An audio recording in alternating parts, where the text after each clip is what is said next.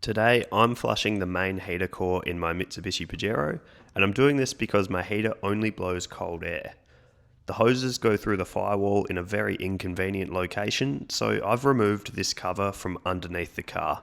It's held on with 12mm head bolts. Once removed, you'll find this maze of heater hoses, which initially look quite confusing.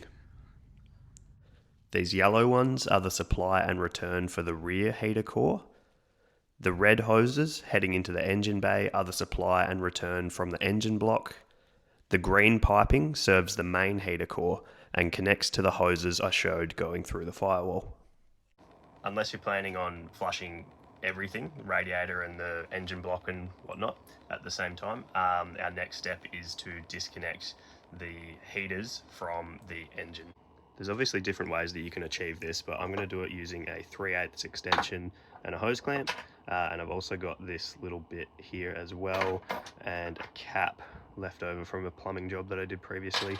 But you could also use a bolt and some cable ties, or there's lots of different options. Now take your bucket, pliers, whatever plugs you've come up with, and 2 meters of hose under the car. Locate these U-shaped hoses and disconnect them from the metal piping for the main heater core. Have your plugs ready to pop into the hoses.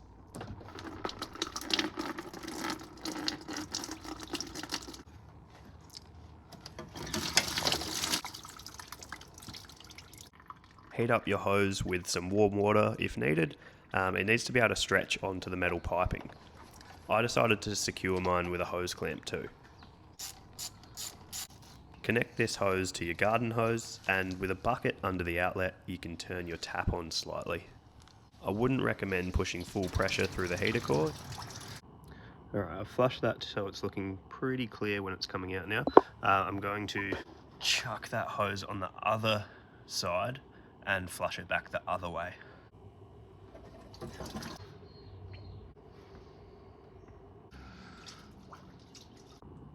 Have a look at this. You saw how clear that last flush was. Now I've reversed it.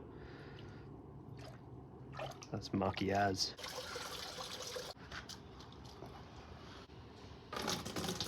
Okay, after about 25 flushes, it's now starting to come out pretty clear.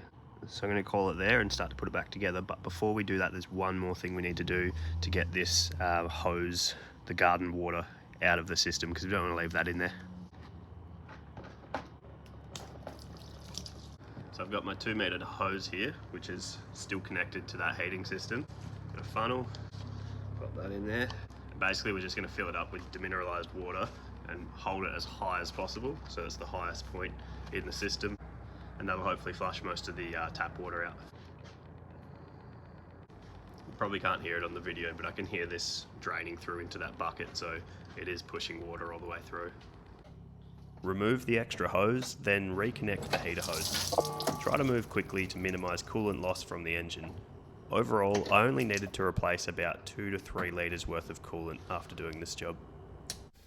Last step is to bleed air from the system. There's more than one way to do this, but personally I fill the radiator, top up the overflow, then take a short drive to a boat ramp. So after sitting at this boat ramp for a while, long enough for this to cool down, you can see all the air pockets have come to the top. I'm just going to let this cool down just a little bit more because I don't want to pour cold coolant into there. But yeah, I'll just wait out here a little bit longer, top that up, and then keep going. And then basically just over the next few days, I'll keep a real good eye on the overflow tank. As any air that's left in the system gets pushed up to the top of the tank here, you switch your car off, the engine will cool down, it'll suck in coolant from down here. So basically you just got to keep an eye on that coolant level once we've done this initial bleed. Thanks for watching, guys. I hope you have success with your repairs. My heater has improved immensely from this flush. If you'd like to support my channel's growth, the best thing you can do is to watch another video to boost my watch hours. Cheers!